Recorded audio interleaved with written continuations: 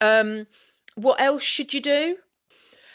You should keep an eye on the Facebook group, because we're, as you, yeah, those of you that have seen over the weekend, it's very lots of information. It's very phase transition heavy at the moment. There's a lot of information in there, so keep an eye on the group.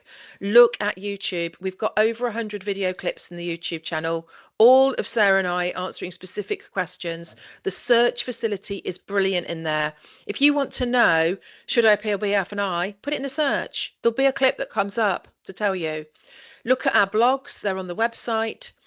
And look at our webinar resources. We've got webinars on, which we'll go into more detail later, but on every stage of the journey. There's something in there that will help you. You can book a meeting with us.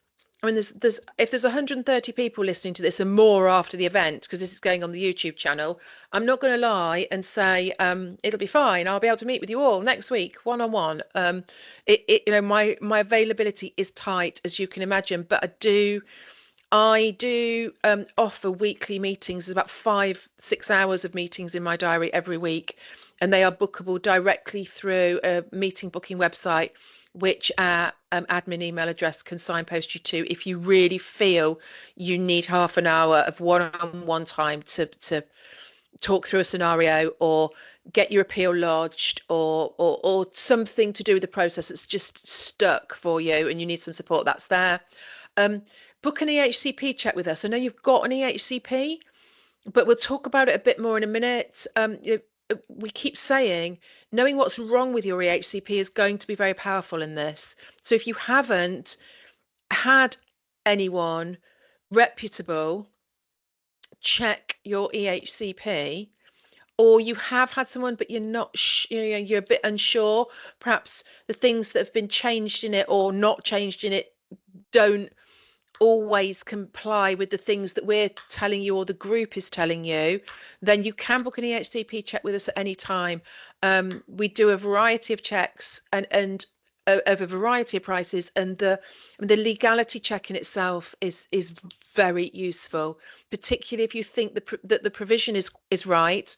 The legality check will check your wording and make sure that the wording is correct as well. And I think that's really apparent. I mean, anybody that has had involvement with us with our bespoke support will know how we divvy up essentially our business. So I tend to take the beginnings of the work, so taking it through from draft check, and then hand over to Anna for the appeals. And we find that makes the business and it makes the workflow more smooth. So do have a look at all the resources, but it's really essential that you know exactly why you are appealing. And Anna says we'll be talking about that when we go through the Q&As that we've taken from the group shortly.